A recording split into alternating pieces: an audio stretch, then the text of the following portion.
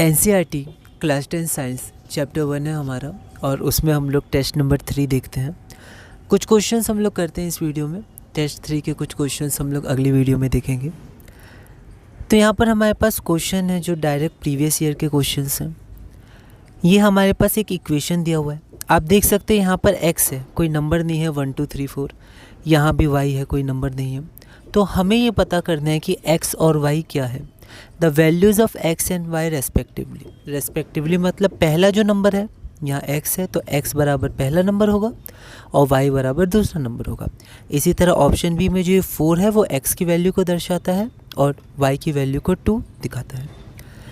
तो हम लोग इसको कैसे सॉल्व करेंगे, 2023 का 1 मार्क्स का क्वेश्चन है। तो हम लोग क्या करेंगे, सबसे पहले इसको खुद सॉल्व करने का या खुद बैलेंस करने की कोशिश करेंगे। ये जो 3 है, x है और यहाँ 1 है जो लिखते नहीं है, और यहाँ पर y है, इन सब को हटा के जो हमारे पास ये केमिकल्स हैं या सब्सटेंसेस हैं उनको खुद बैलेंस करते हैं। तो देखते हैं हमारे पास क्या है। तो हमारे पास Fe है, Fe प्लस क्या है हमारे पास H2O गिव्स Fe3O4। H2 ये जब मिलता है तो क्या देता है Fe3O4। तो Fe3O4 प्लस में H2 है। तो अब हम लोग इसको खुद बैलेंस करते हैं। यहाँ देखिए, यहाँ पर 1 बार Fe है, यहाँ पर 3 बार Fe है, तो हम लोग यहाँ पर पहले 3 लिख देते हैं। इसको लास्ट में बैलेंस कर सकते हैं, कोई दिक्कत नहीं है। फिर यहाँ पर हाइड्रोजन 2 बार है, यहाँ भी 2 बार है, लेकिन यहाँ पर ऑक्सीजन कितना है 4 बार है, तो यहाँ पर हम लोग 4 लिख देते हैं, है ना। तो ऑक्सीजन 4 1 ज़ा 4 हो जाएगा, पर हाइड्रोजन यहाँ 4 2 ज़ा 8 हो गया और यहाँ पर 2 ही है, तो यहाँ भी 4 लिख देते हैं। एक बार चेक कर लेते हैं, 3 Fe, तो यहाँ पर 3 Fe, 4 O, तो 4 O, 4 2 ज़ा 8 हाइड्रोजन, तो 4 2 ज़ा 8 हाइड्रोजन, ये बैलेंस हो गया, है ना। अब यहाँ पर क्वेश्चन के अनुसार आप देखिएगा तो यहाँ पर क्या था 3 Fe था, प्लस यहाँ पर XH2O था, और यहाँ पर था गिव्स Fe3O4, प्लस यहाँ Y था शायद YH2, देख लेते हैं YH2, ठीक है। अब हम लोग क्या करेंगे, अब हम लोग यहाँ पर कंपेयर कर लेंगे। तो कंपेयर करने के लिए हम लोग क्या कर सकते हैं, तो देखिए यहाँ पर 3 है, तो यहाँ पर 3 है, यहाँ पर Y है, यहाँ X है, मतलब X की वैल्यू Y है, 4 है, यहाँ 4 है, तो X की वैल्यू 4 है, तो X बराबर 4।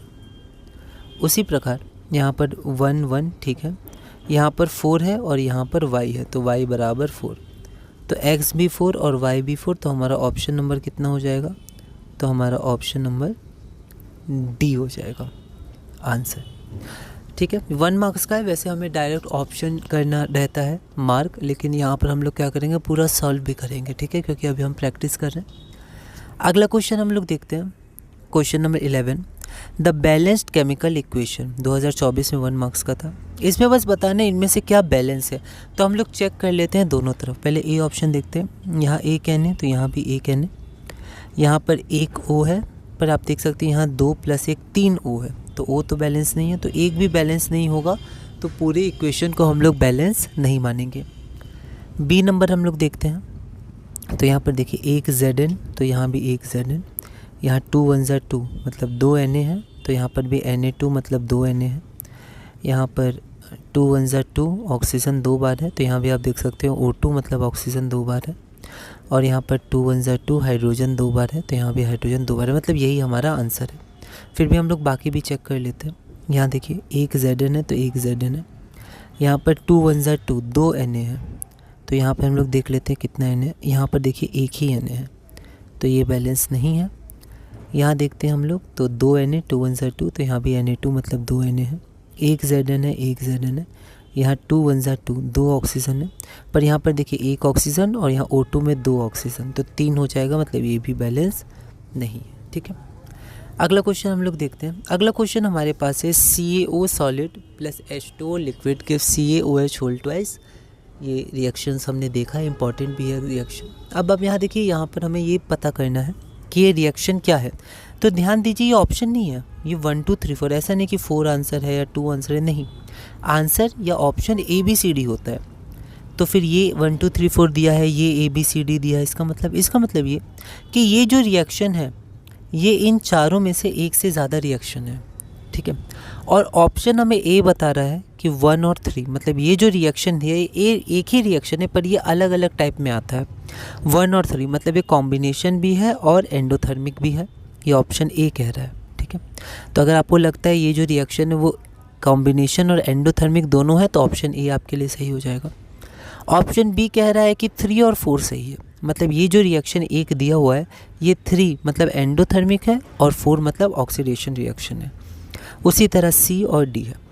अब अगर आप ध्यान दीजिए तो ये कॉम्बिनेशन रिएक्शन तो है ही, है ना, 2 reactants combine to form a single product, तो यहाँ पर 1 तो होगा, तो देखिए इसमें 1 नहीं है तो ये ऑप्शन नहीं होगा, बाकी ये ए सी और डी हो सकता है।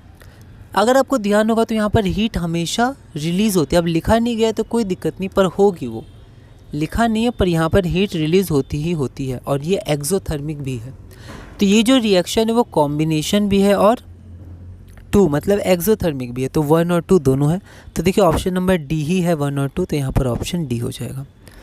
तो ऐसे क्वेश्चन हमें थोड़ा समझना है, हमें पता है पर अगर हम समझ नहीं पाए क्वेश्चन क्या कह रहा है तो हो सकता है हम इसको छोड़ दें या फिर गलत बना लें। तो इसीलिए हमें क्या करना है कि हमें इसको समझना है, इस तरह के लैंग्वेज क्वेश्चंस क्या कहना चाह रहा है क्वेश्चन, हो सकता है हमें वो पता हो। अगला हमारे पास क्या है, select a decomposition reaction in which source of energy for decomposition is light. 2024 में 1 मार्क का है। अब हमने देखा था पिछले टेस्ट जो 1-2 किया था उसमें भी एक क्वेश्चन था कि हमारे पास जो भी रिएक्शन होता है डिकम्पोजिशन में उसमें एनर्जी चाहिए होती है, एनर्जी से ही एक रिएक्टेंट टूट कर 2 या 2 से अधिक प्रोडक्ट बनता है। लेकिन यहाँ पर जो हम एनर्जी देते हैं रिएक्टेंट को वो एनर्जी हम लोग कितनी तरह से दे सकते हैं, ठीक है।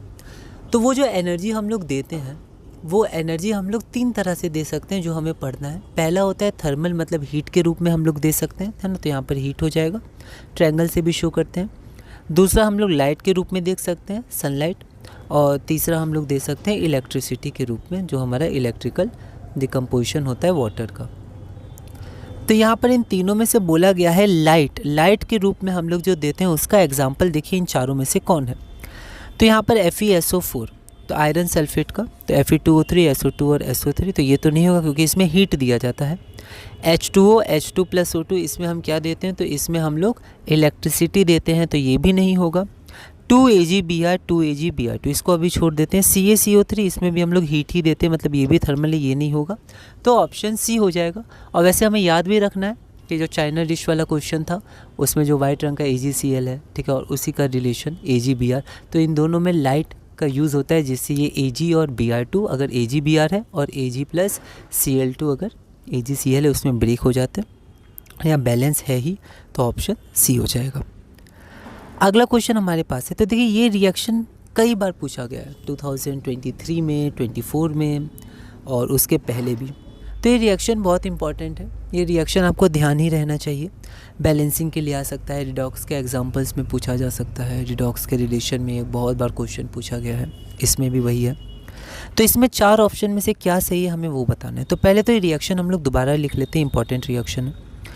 तो हमारे पास रिएक्शन में क्या है, MnO2, ठीक है, उसके साथ क्या है 4HCl, 4HCl हाइड्रोक्लोरिक एसिड, ये क्या देता है MnCl2, Mn आपका मैंगनीज होता है, तो मैंगनीज क्लोराइड है ना। एक मैग्नीशियम होता है, वो मैग्नीशियम नहीं मैंगनीज है, डी ब्लॉक होता है, इसे हम लोग 11th-12th में केमिस्ट्री में पढ़ते हैं, प्लस 2H2O प्लस Cl2, तो ये हो जाएगा प्लस 2H2O प्लस में Cl2, ठीक है। बैलेंसिंग देख लेते हैं 2 और 4, ओके।